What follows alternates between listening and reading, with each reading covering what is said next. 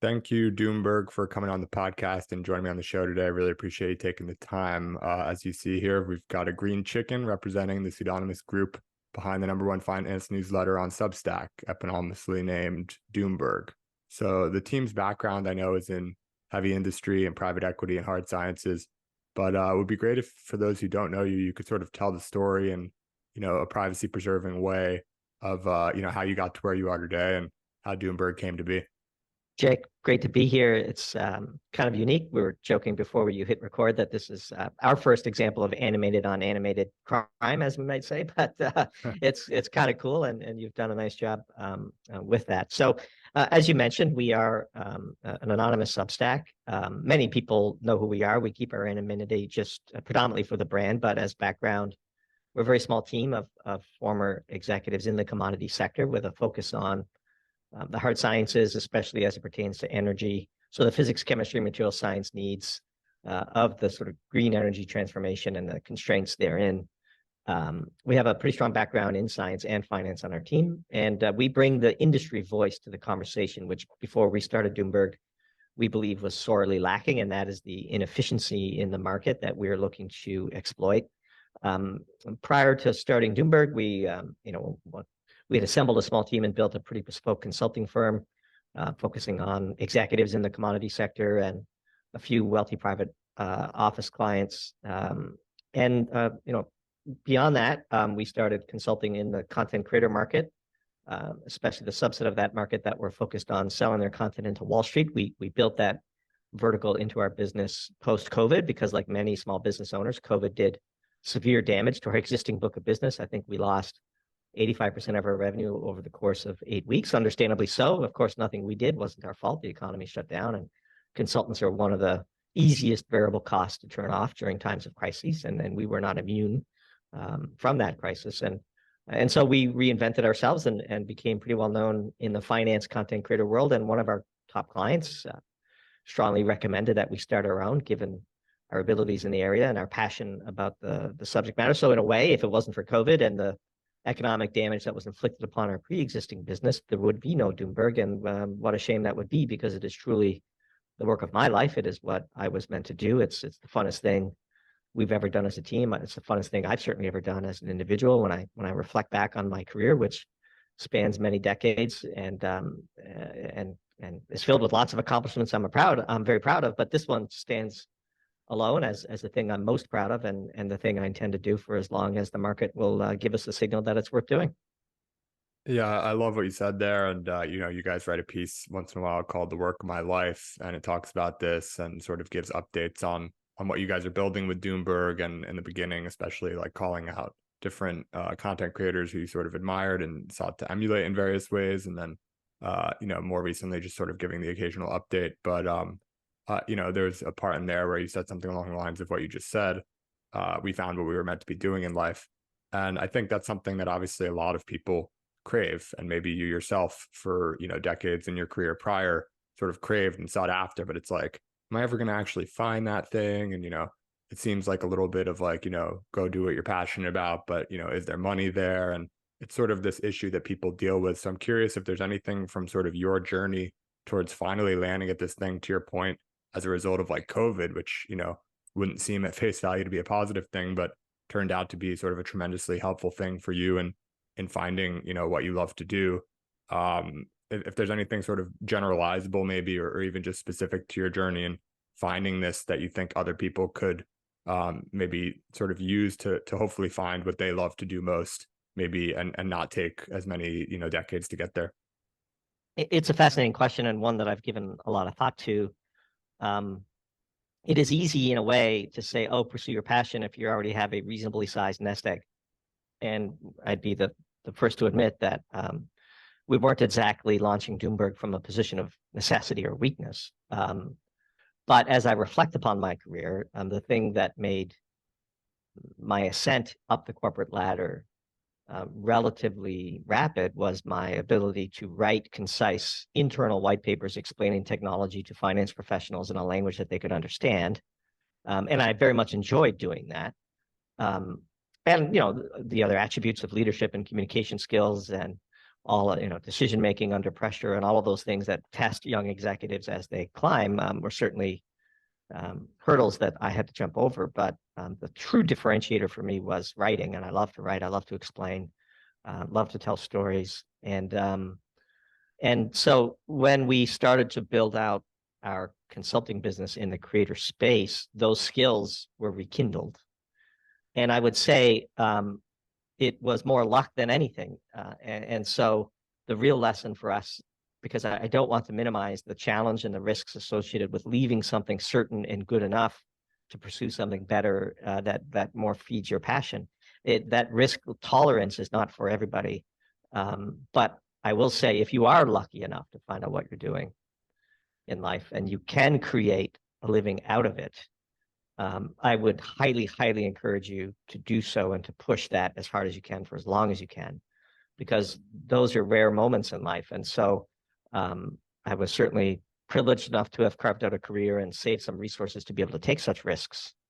And we kept the best of our consulting clients as we gambled on the early stages of Doomberg. We wrote Doomberg for free for a year as we grew, and only turned on the paywall last April, which in hindsight was a very wise decision because it allowed us to reach critical mass and to completely de-risk the exercise. But we still kept the core of our consulting franchise, and hedged our risks along the way. And so it's not like we were reckless in abandoning a sure thing in pursuit, jumping out of the airplane and assuming you'll catch up to the parachute. This is not what we did.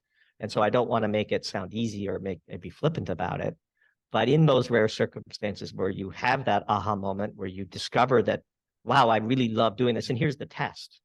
How easy is it to get out of bed and launch yourself towards the day's activities?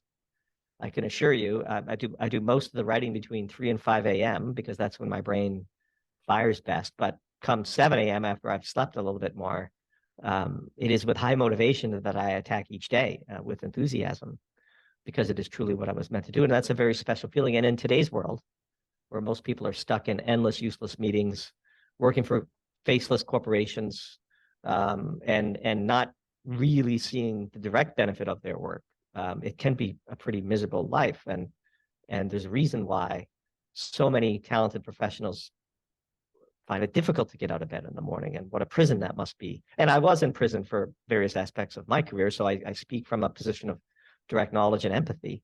But if you are lucky enough or willing to take the risk, it can work. And I'll leave you with a last metric, which we have used throughout both the building of our consulting business and now the building of Doomberg, which is we actively peruse our calendar and categorize the things that we do into 2 buckets: that which we have to do and that which we get to do.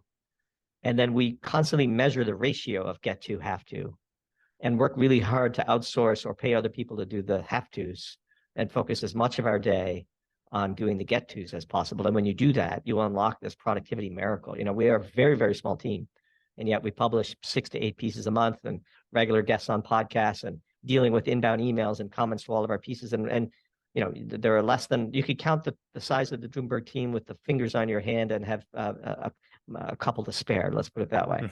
And we've done all this together because we have focused on arranging our calendars to do only get-tos, and to be, you can be extraordinarily productive when you're doing what you love. It does not work for me to research, write, and promote these pieces. It does not work for our editor-in-chief to edit and to focus on the operations of the organization. It is what we were meant to do, and the market is telling us as much, and we're just going to keep doing it. Yeah, it's excellent advice overall, and appreciate you sharing it, and really resonates with me personally. This wasn't something that I was planning on covering at all, but I'm curious to go a little deeper in this direction. You mentioned that you do a lot of your writing between 3 and 5 a.m. Tends to be sort of when your best ideas come up. Then you've also talked about this pretty interesting approach to your calendar, which, like, I've obviously heard people talk about delegating the things you don't like to do and whatnot, but the get to and the have to is like a very clear, simple way to look at it, and seems like a very effective way to sort of prune your calendar and improve your overall productivity and effectiveness, and just doing more of what you love to do in life, which I think generally, you got to find a sensible business model and everything like that. But generally doing things that you love, I think, tends to sort of work out a little bit better than doing a bunch of things all day that you feel like you have to do but don't really want to. I think it's hard to be sort of great at things if you're doing them by compulsion more than by, sort of inspiration or passion or whatever it might be. So I'm curious, sort of diving into your schedule a little bit. How is it that you actually are up and writing between 3 and 5? Like, are you sleeping in a weird way? And how are you spending your days to basically accommodate this prolific writing habit and research and doing some of the distribution as well? So a couple of things. First, even when I was in the corporate world, I was sort of the king of the 5-minute meeting. If people wanted to get on my calendar, I would insist on a pre-read and a list of the decisions they were seeking from me. And then the meeting would be a quick discussion around that pre-read and the decision. And I would happily give people back 55 minutes of their calendar. We wrote a piece recently about the upcoming COP28 meeting called Cop Out. And we touched a little bit of this in the introduction, where we talk about the fact that even as we were building our consulting firm and now with Doomberg, other than scheduled podcast appearances, we literally accept almost no meetings. On the flip side, we commit to the stakeholders in our lives that we will be utterly accessible: text, DM, email, phone call. If people reach out to Doomberg, i.e. me or the editor-in-chief, you will get a swift and rapid response from us directly. We keep our inbox at zero. Every comment to our pieces gets a direct reply from me personally. We share the inbox duties between two of us. In return for having the complete freedom to do what we get to do whenever we have the time to do it, we commit to being utterly and completely accessible. And that's far easier to do. Even with our top clients that we've kept, they know that if they send a text, they will get a response. They know that if they call, the phone will get picked up. If they send an email, they will get a response. They don't need to have a meeting. We don't need to be on their calendars to feel important or to feel like we're delivering value. This is a chronic disease of the modern work schedule that is sapping productivity. And frankly, as we said in the piece, feeding inflationary pulses, because you have all these people in meaningless jobs doing meaningless work, filling their calendars, because a full calendar is the sign of an important person, of course. And we take the opposite approach quite proactively, made it part of our brand, conditioned our clients to expect that, declined countless meetings until they were conditioned to expect that. And if they didn't like the way that we worked, then we would find other clients. And so, because we're just so much more effective when you have all day to think and to discuss topics deeply, or to write or to research. Now, to your question about my sleep habits, not to get too deep into the weeds, but the average sleep cycle of a person is around an hour and 50 minutes, I believe. And then a really solid nap is around 20 minutes.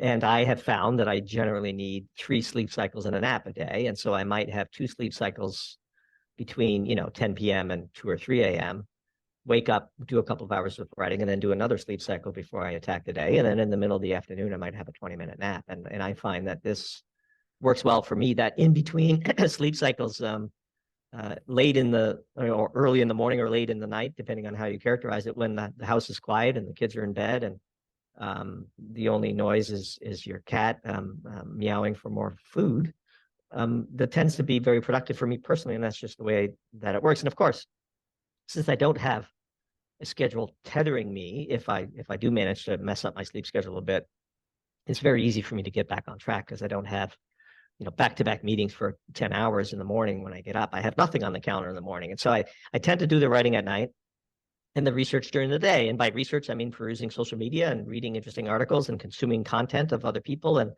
and listening to podcasts. And, we've built such a critical mass of excellent readers that we crowdsource ideas from them. And we also consult with the experts within our portfolio of readers to make our pieces better. And so it's kind of reached this escape velocity, this network effect, where we have inbound suggestions for pieces. And given our training, it's very, our scientific training, it's quick for us to ascertain what makes a great piece. And then we have a cadre of experts that we can consult to make sure we don't write anything that it lands wrong with deeper experts in the field. We write about a lot of topics, and we don't claim to be experts in all of them, but we do have access to experts and can convey what they believe to be true in a pretty effective way. And so that's the sort of the combination of the sleep schedule and the sleep science behind how I personally do it. It's not for everybody, but then our no meetings agenda, which I think is the absolute key insight to unlocking extraordinary productivity. Yeah, that's fascinating from both the meetings and the sleep perspective. Super unusual, and I'm glad I asked, and definitely empathize with the meetings approach and have tried to implement it, but now sort of motivated to try even a little bit more. Basically, sort of reserved a couple of hours in which I schedule meetings, but that's it. So anyway, why are you doing this pseudonymously? So in the beginning, we had no social media footprint whatsoever. And it was a bit of an experiment. And we have some pretty strong marketing chops on our team. And one of the phrases that we employed as we were developing the brand concept of Doomberg is it's hard to be remembered if you don't stand out. And so if we had gone with one of our faces, just another vanilla face on Twitter, we do believe it would have been difficult to grow as quickly as we did. And the green chicken is nothing if not memorable. It's just a piece of clip art that we colored ourselves, of course, and anybody could have done it. But the beauty is in the simplicity, and the stunned eyes are a key part of the brand, because it's sort of this tilted head with some confusion about it that sort of resonates with our ideal clients. And once we grew, then another observation swayed us as to why it is that we should stay anonymous. Whenever big Twitter accounts that were anonymous de-anonymized, we saw brand collapse and we saw engagement collapse, and the mystique is gone. And so while hundreds and hundreds of people know who we are on Wall Street and in industry, and we get countless communications to our personal phone numbers via text or email addresses for ideas, and people cheering us on from industry because we are their voice in many ways, for the broader brand protection, it's grown too big to de-anonymize now. And so it's mostly just about the brand. It's not like we're hiding who we are really. And we don't, there's nothing, that concerns us. Oh my God, like people have figured out who we are. It's not something we spend an ounce of time worrying about. We just do it for the brand now. And it also is just kind of fun. Like I do think this is the way future discourse on the internet is headed. People you joke about the metaverse and Zuckerberg's foray into it, but the video game Second Life was extraordinarily popular for a reason. People can create their own characters and their own, avatars, and online buying of branded goods is not as crazy as it sounds to the upcoming generation. And I think in that way, we're just slightly ahead of the curve.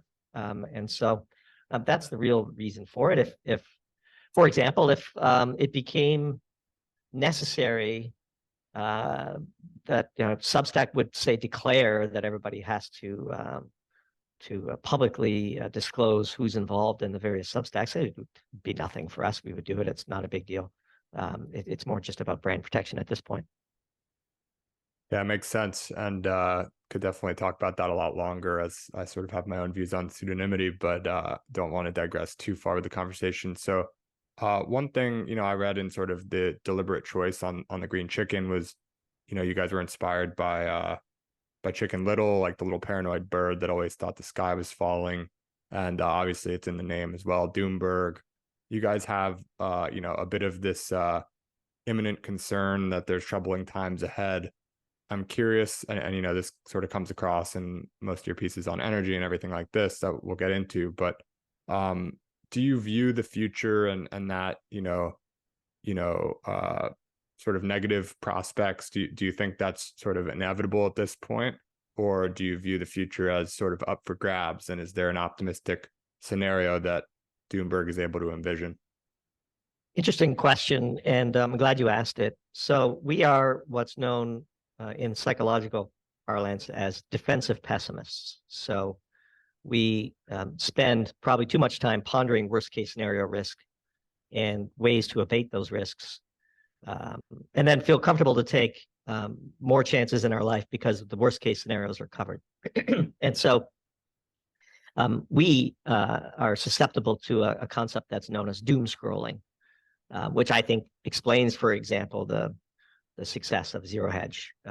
It's sort of everybody's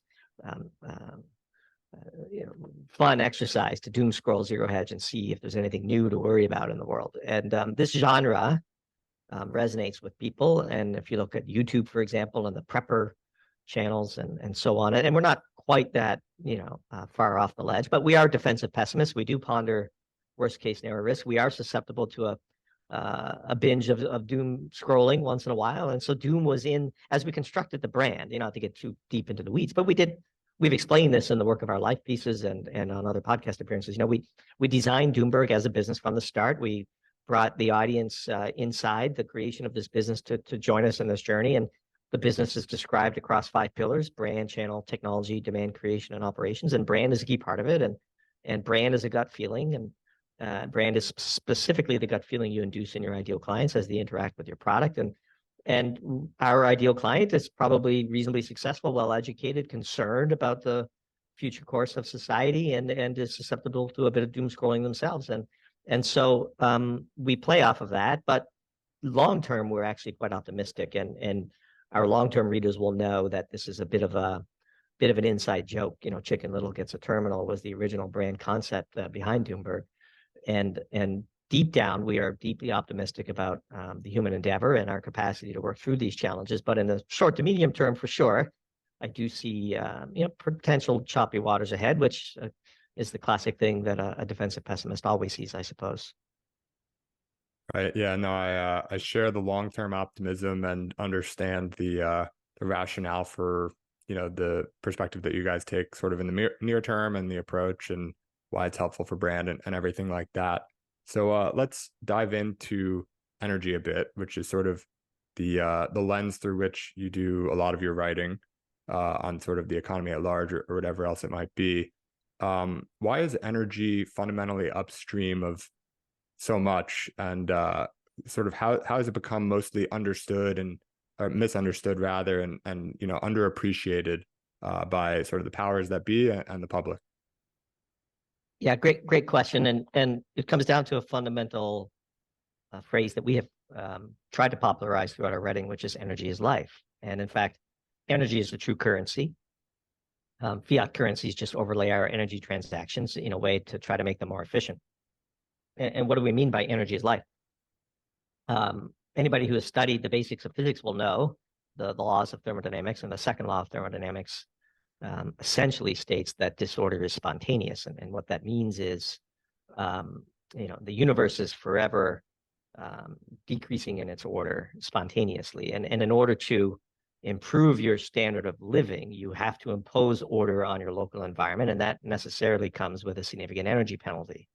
And so, by definition, your standard of living is defined by how much energy you get to harvest.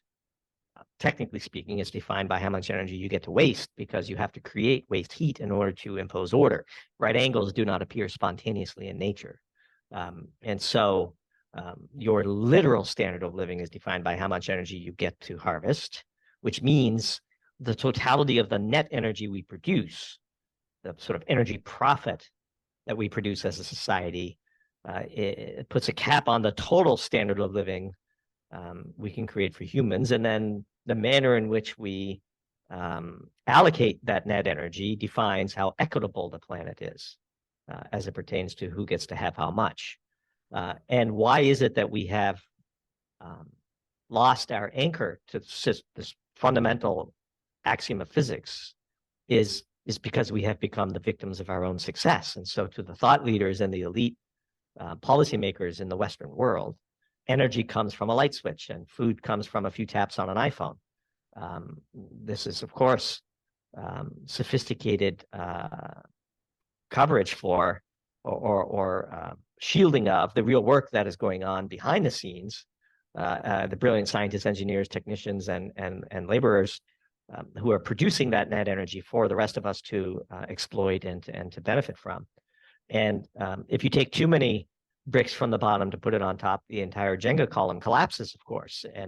And one of the things that I think really resonates with our writing is this reconnection to the axioms of physics and to fundamental truisms, because really, once you have those as bedrock anchors to your thinking, the mistakes of the world become apparent, and the trends in, say, investments in those trends become readily apparent. And we don't give investment advice, but we do educate potential investors and deliver a framework through which they can make their own allocation decisions. And so the nice part about starting from a, to use a phrase that has probably been abused, but to start from a first principles approach is that in the long run, you must be proven right. Now, it doesn't mean that the path function might make you look silly between now and then, but in the long run, the fundamental constraints of the universe cannot be wished away. And so if you take energy as the sort of as the ultimate currency of life, then you begin to understand the universe in a more practical way. And that's essentially, we mix in a bit of crypto and a few single stock pieces and stuff, but 80% of our pieces build off of that theme, consult the basics of physics, and demonstrate how a certain set of policy decisions might be good or, unfortunately, more so filled with folly. Right. I think that's a great sort of introduction. And where I'd like to go next is to discuss sort of Doomberg's ideal energy strategy, at least sort of the most sensible energy strategy available to humanity today. And so you've described that as, I think if I can break it into kind of three parts, it's replacing coal with natural gas, scaling nuclear power, making that sort of the centerpiece, and also scaling out renewables like wind and particularly solar. And maybe that's not a fair sort of breakdown into three pieces. However you want to break it up, obviously go ahead and do so. But if you could sort of introduce those, that strategy and explain the rationale a bit, and then maybe also sort of compare it to some of the more popular prevailing alternatives, which obviously are sort of undervaluing nuclear, for example, and maybe moving too quickly to go green, sort of describing why those are sort of incorrect and unideal strategies. Yeah, you got almost all of it right. We think wind is a complete misallocation of capital, but we'll get into that. So yes, there is no path. So let's take a step back. What function are we trying to optimize? And we take it as an axiom that carbon emissions are something we would like to minimize. Lots of people would argue as to whether that is wise or not, but if you just assume that the function we're trying to maximize is the ratio of the total net energy we produce divided by our carbon emissions, then the policy framework that flows from that is self-evident. And we say, divided by, because there is really no solutions, there are only trade-offs. And far too often, the real trade-off of hardship imposed upon current living humans is brushed aside as people put forward simplified and grossly ignorant energy policies that will condemn billions of people to much lower standards of living and in many cases even death and starvation. And so that ratio of standard of living, i.e. net energy, total net energy produced, divided by carbon emissions is one that feeds our 4-point plan for U.S. energy policy in particular, because most of our readers are in the U.S. First, as you correctly articulated, first and foremost, we think we need a complete revitalization of our relationship with nuclear energy. There is no path to significant decarbonation without catastrophic impact on humans that does not squarely drive through nuclear power at the center of it. And so if we only had one policy proposal to make, it would be that one. Nuclear power is the highest energy density form of fuel that we have. It is the least environmental impact on the world. The nuclear waste canard is wholly concocted by Malthusian environmentalists who are actually looking to have far fewer humans on the planet, although they rarely admit it, at least not directly. There's nothing about nuclear energy that can't solve our problems. Nuclear is considered expensive and takes too long to develop now, but those are policy choices. Those are specific objectives of the radical environmental movement to make nuclear energy expensive and to make it too long to turn on because they hate it. And they hate it precisely because it provides an abundance of cheap energy for humans to exploit, because they believe doing so will strain other resource limitations on the planet and disrupt their idealized version of precious nature, which, again, has far less humans on it and involved with it than currently exists today, let alone the growth that we expect to see in the decades ahead. So nuclear energy would be the beating heart of our policy. Second, especially in the US, if you look at the total amount of natural gas that we flare in and we export, that's roughly on a BTU basis equivalent to the total amount of coal we're still burning. And on a carbon emission basis, natural gas is inherently lower emissions, but also stands the possibility of being able to capture carbon more cleanly, because if you can react pure natural gas with purified oxygen that you've separated from the air, you can create a relatively clean stream of carbon dioxide and water from which you can readily capture the carbon dioxide and inject it underground for permanent storage. And so having hundreds of years of economically exploitable natural gas reserves here makes it kind of silly that we're still burning coal on the scale that we are. Now, that might upset many people in the heavy industries that we tend to represent, but that's just the way it is. Third is the world is bombarded by an enormous amount of solar energy, and while there are some significant challenges with sort of photovoltaics as it exists today, we do believe that in the long term, solar needs to be part of the mix. And so specifically, we propose that we should take back some of the solar supply chain that China illegally monopolized over the decades. We were in the industry when they did so. We have this cheap, abundant natural gas. The synthesis of polysilicon, which is at the heart of most photovoltaic cells today, is one of the most energy-intense chemical processes in the world, and we should be doing it here in the U.S. with our abundance of natural gas in the shale patch. And then finally, in our effort to decarbonize the transportation sector, we have proposed that we should focus our efforts on plug-in hybrid electric vehicles as opposed to full battery electrics, because battery materials are the constraint. And when you have a constraint, you must manage to it. And we can abate far more gasoline usage by spreading those batteries over more vehicles than concentrating them on one. So that's the 4-point plan that we would put forward. Wind does not have a role in our strategy because wind is just absurdly dumb strategy. It is not green. It is not renewable.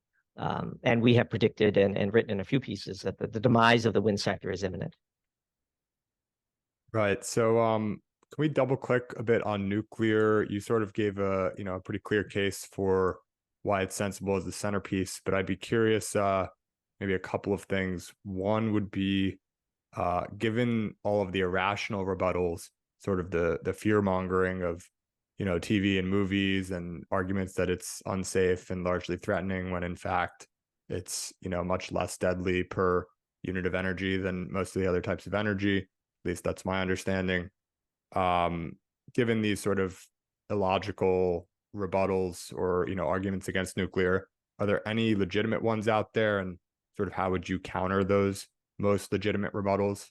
That's one question. And then secondarily, could a country go in on nuclear, sort of separate themselves from the global harmonization on energy policies, or mostly harmonization on energy policies, and go sort of invest heavily in nuclear and sort of build themselves into somewhat of an energy superpower? Or is that something that's just like totally off base and not possible? So let's take those questions in order. There are very, very, very few legitimate arguments against nuclear, and even those get washed away when you consider the negative externalities of all other energy sources available to us today. The one thing that I would cede is a challenging problem that has solutions, but shouldn't be minimized, is the risk of nuclear proliferation. And so if you spread enrichment of nuclear materials, uranium in particular, around the world, you do run the risk of bad actors using their civilian nuclear energy industries as cover for covert development of nuclear weapons. We would, of course, be steadfastly opposed to all nuclear weapons. We were in the Carl Sagan camp in that regard. But the besmirching of the civilian nuclear energy industry by environmentalists, by tying it to what bad actors will do, we think is a bit unfair, because bad actors will do what they will have to do to get things done. And frankly, of course, famously, although this is not widely known, India did this and developed its nuclear technology outside of international norms and is still condemned for it, and is still considered a bit of a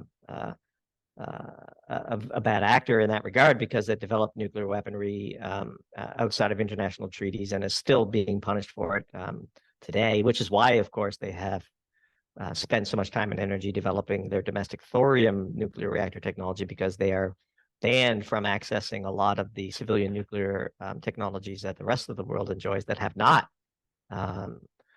taken that leap to develop nuclear weapons for their own defense.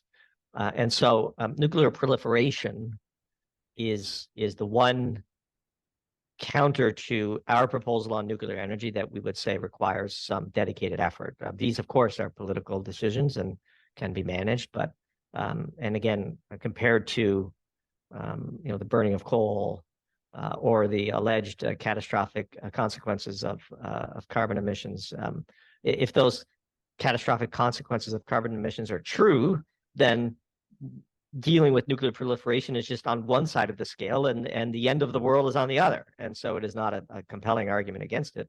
But that is the one argument that I would say needs rigorous thought and implementation of policies that minimize the risk of proliferation. So, and then did you have any thoughts on sort of the ability of a country to go sort of invest all in on nuclear? Yeah. So the second part of your question then is that two countries have already done that. Well, one country and one province. France, even though it has badly mismanaged its nuclear fleet, built out 60 gigawatts of nuclear power 50 years ago, and has been running one of the least carbon intense electricity grids in the world. France is no oil or natural gas superpower, and yet it has a perfectly well-functioning grid with very low carbon intensity. This is, again, a solved problem. And then we would point you to the province of Ontario. We wrote a piece recently called Cheat Codes, where we showed that Ontario has its electricity grid comes predominantly from nuclear power and a bit of hydroelectric power, both within the province and imported from the province of Quebec, its neighbor, and has basically the greenest electricity grid in the developed world. And look, last time I traveled through Ontario, it's a beautiful province. The highways are smooth. The people are polite. The restaurants are well staffed and people are smiling, and there weren't green glowing fish in various creeks or ponds. I mean, they get something like 65% of their electricity from nuclear power. People happily live next door to these facilities. They're perfectly safe. Thousands of their neighbors work there and have very high paying union jobs that contribute to the community. There's literally very little wrong with nuclear energy if we're going to do an honest assessment of trade-offs. It can be done. And the reason why we called that piece Cheat Codes is because the way they resettled on nuclear energy is they had their own version of the Inflation Reduction Act back in 2009, the Green Energy Act of Ontario of 2009, which was a complete farce, dissolved into an orgy of corruption and grift, led to the historic defeat of the ruling Liberal Party at a provincial election, and the Conservatives who replaced them have implemented a sane policy of a renaissance with nuclear power. They're leading the world in the development of both large and small modular reactors, and the CANDU reactor technology of Canada is really a remarkable thing. And again, they were installing, I think, a gigawatt a year for 20 years in the country of Canada 50 years ago. These are all solved problems. We know how to do this. We just need to get serious about energy again. So zooming in on the U.S. in particular, why is the U.S. not serious here? It seems to be an increasingly popular, sort of thing where people seem to be on board with nuclear energy. Maybe that's not true, but that's sort of my sense. Like, I've certainly heard more about it and more favorably about it over the last, 5 years or so. And, nonetheless, the U.S. is going down and shutting down nuclear plants around the country, California in particular, I think. What's the sort of, this isn't something that opposes like the green movement or climate change, which is probably like number one on, a lot of the powers that be's sort of agenda. So why not nuclear from their perspective? So the acid test of the seriousness of environmentalists who claim to be concerned about carbon emissions is in fact their stance on nuclear power. And I would correct one thing that you said. Gavin Newsom, governor of California, who undoubtedly has very few things in his political philosophy that we would agree on, has worked to keep the last remaining nuclear power plant in California operable, the Diablo Canyon, which provides 10% of the state's electricity and 20% of the state's baseload power. Some would argue that he is cynically keeping this plant open out of political necessity because he has ambitions for higher office. And we would say, so what? Good.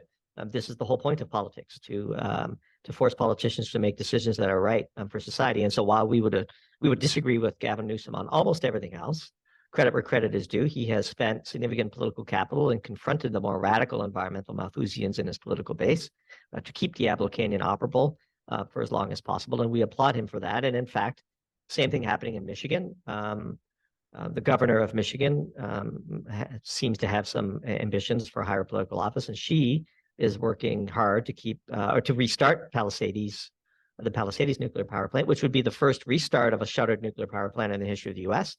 We just turned on a new nuclear reactor for the first time in a while in Georgia.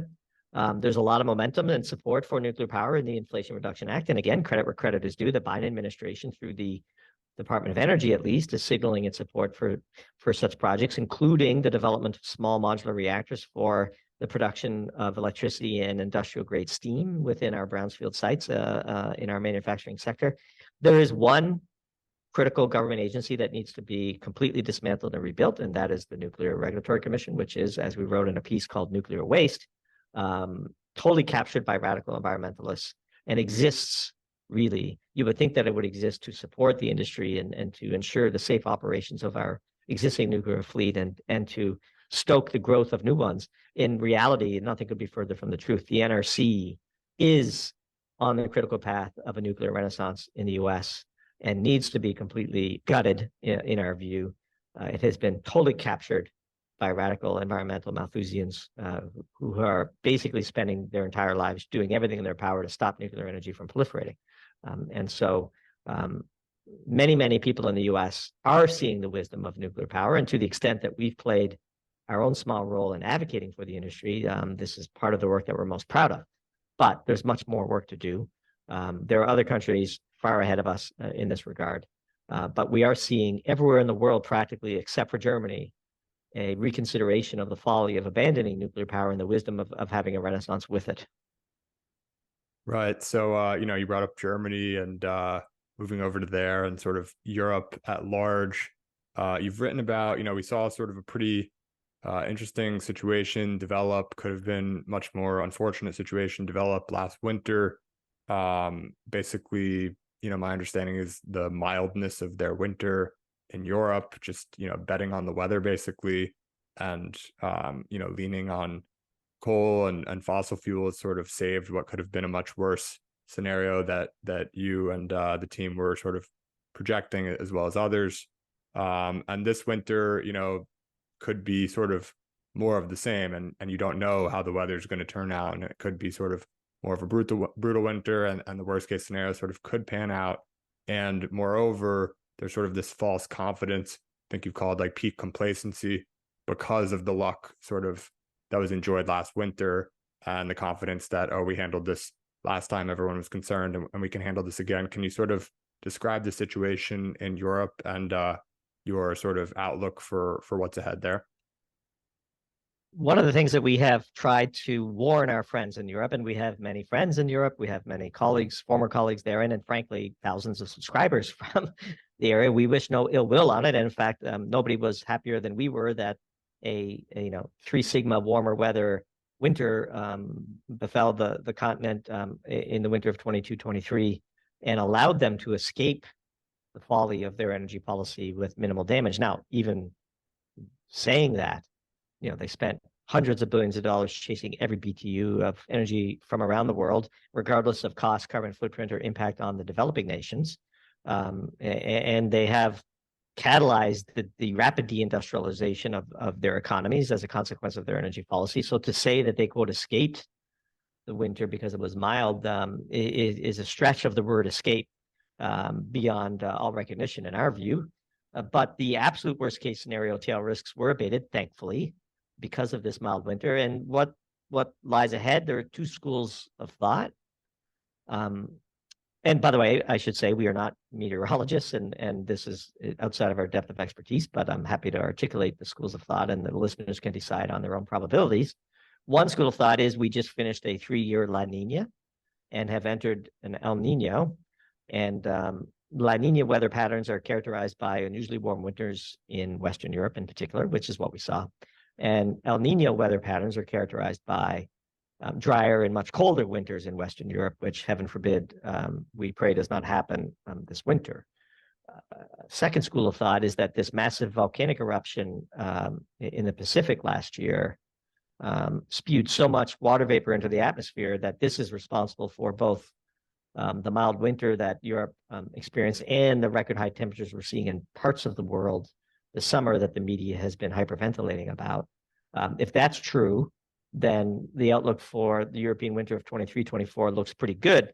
And if they're lucky enough to get through this winter, then the investments they've been making to increase their capacity to import natural gas and to secure coal and other resources that they would need would probably mean that they've gotten through the last of the big risky winters, and we hope that's the case. But we shall see. One of the things we have constantly written is do not confuse good luck with sound strategy. But it seems as though the leaders in Europe have not taken that advice.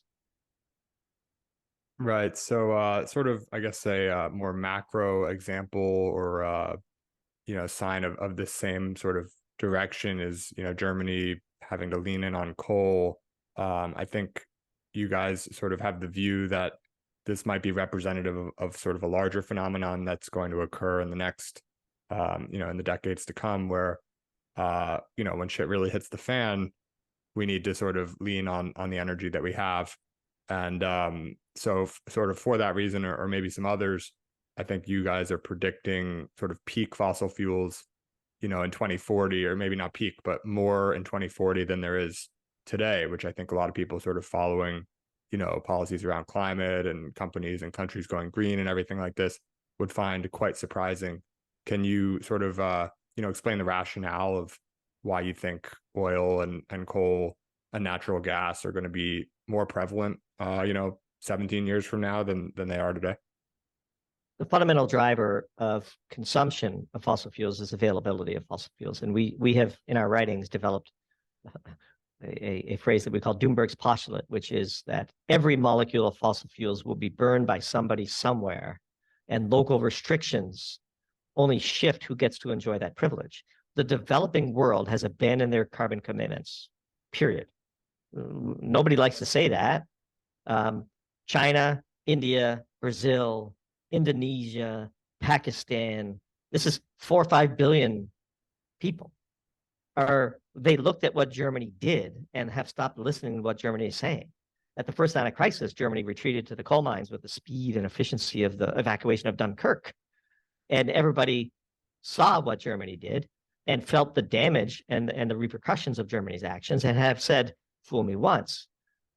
So if you're Indonesia and the average citizen of your very populous country has the privilege of exploiting 1/10 of the BTUs that an American does, do you really care what a professor in America thinks you should be doing? Of course not. So coal, record production in 2022, record production in 2023, no signs of abating. Any coal not burned in the US or Europe will be greedily burned in the developing world because this is a source of cheap and reliable energy. You have a giant pile of coal. It's easy to ship. You know that you have it. You have the inventory for the winter, and off you go. Same with gasoline, as we talked about in a piece I believe was titled "Stuck in the Middle with You." The refining of oil is a classic co-product economic situation, and every gallon of gasoline not burned here will be lapped up in the developing world, which is where, by the way, we export all of our quote end of life vehicles, and they keep operable for decades. So the total fleet of internal combustion engines continues to grow, and if we ban the burning of gasoline in the U.S., that's just going to make it extraordinarily cheap for the developing world to buy and consume it, and they will, because energy is life and they want a higher standard of living. And so Europe, for all of its pontificating and dictating to the world how things should be done, doesn't produce any oil, natural gas, or coal to speak of, a few percentage points at best of global production capacity. Nobody cares what Europe thinks. Frankly, Europe is a colonial power of the past, and they produce nothing of consequence vis-a-vis fossil fuels. And the countries that do aren't going to listen to them as they go about the task of correctly defending and improving the standard of living of their citizenry. And governments that fail to do that will be overthrown. And so energy is life. All humans everywhere want a higher standard of living. And that's just the way it's going to be. Europe has as much say in how much coal gets burned in the world as you and I do, which is none, period. China, it doesn't care what Brussels has to say about the fact that it's building out dozens of world-scale coal power plants right now. Why? Because China cares about the stability of the Chinese Communist Party's rule, and in the absence of a sufficient amount of energy to maintain the standard of living of its people, it will be overthrown. So, the pontifications of European elite from their ivory towers is completely and totally irrelevant to the energy future of Nigeria, of Indonesia, Brazil, of Argentina, of India, of China. Pick your favorite. These people will not be denied a better standard of living. And frankly, who the hell are we to try and deny them? It's absurd on its face. Yep. So last question here. I know we're coming up on time, but we talked a bit about why energy is sort of upstream of everything earlier, and then obviously introduced your your strategy on what's best to do from here. If we did employ that strategy, if we did invest in nuclear and replaced some coal with natural gas and maybe improved along solar as well, or even just nuclear on its own, if we really invested heavily on a national scale in the US, but on a global scale in nuclear energy, and everything sort of went Doomberg's way, what are the downstream impacts of that sort of energy revolution on the rest of the world? What's sort of the optimistic future that you could envision if this scenario did sort of come to fruition? How many geniuses exist in the developing world that we have missed? People talk about the rate of change of the environment, but what about the rate of change in technology? And I was shaped by reading Ray Kurzweil's book, The Singularity is Near, which is almost a cliche now, but when I read it decades ago for the first time, it really had an impact. And we're seeing today with the advent of AI and the proliferation of the internet and the making of world-class education available to everyone in the world. We've not yet really run the experiment of every genius in the world having access to everyone else in the world and being able to contribute on level footing. This goes back to our long-term optimism about the human endeavor, and if we put our minds to it, we can solve basically any problem that we choose. There are hundreds of millions of people for whom the very first slice of Maslow's pyramid of hierarchy of needs is at risk. And if we can bring countless more people up Maslow's hierarchy of needs, the human potential is uncapped. If people talk about demographics and so on, demographics of China and shrinking population. If you focus on the demographics of China and measure the size of their middle class, you would have a different view of the demographic future of China than, say, Peter Zeihan likes to popularize. In our view, the human potential is amazing. The Earth is not a closed system. As technology continues to evolve, the potential to tap energy resources from outside of the planet becomes more and more viable. It really is, I think, deeply pessimistic to assume that we should have far less humans on the planet and that the existing humans on the planet should make do with much less. This is, first of all, it's a losing political strategy, guaranteed to result in societal upheaval and revolution and revolt. But also, I think, is foolishly short the human spirit and the human capacity for innovation and the ability to thrive. And look no further than the world of chess, for example, which is one of our hobbies. The proliferation of the internet and online chess has uncovered so many more geniuses and prodigies from all over the world that would never have been discovered. And as crazy as it sounds, we look to chess both for the potential for untapped human innovation, but also for the complete democratization of opportunity. And then finally, of course, even though computers have taken over more and more of our lives, the popularity of human chess, the drama, the imperfections, and the mistakes has only skyrocketed, even though chess is effectively a solved problem from a computer perspective. In that years ago, computers learned how to play perfect chess with no hassle whatsoever. Nobody cares about that. So the human endeavor is perfectly encaptured by the ongoing evolution and popularity of chess on the internet. And I do, that's a great way to close, I think, on a hopeful note, that by literally energizing billions of people who would have been forgotten in the past without these developments, we will feed that exponential growth of the human endeavor for far longer than techno-pessimists and environmental alarmists would have us believe. Yeah, I think that's extremely well said, and a great place to wrap things up. Chess in particular is a wonderful microcosm for hopefully what's to come. So I think that's the best possible place to wrap up. People can go follow you and read Doomberg at doomberg.substack.com. Anywhere else you would like to send people, or anything else you would like to share before wrapping up? Otherwise, great speaking with you. Really enjoyed the conversation, and looking forward to continuing to follow along and rooting for Doomberg in the future. No, I appreciate the opportunity to be on your show, Jake, and congratulations. I was perusing the guest list that you had on before our appearance, and it's pretty impressive. I would say doomberg.substack.com is now really the only place you can find us. We were all in on the Substack experiment.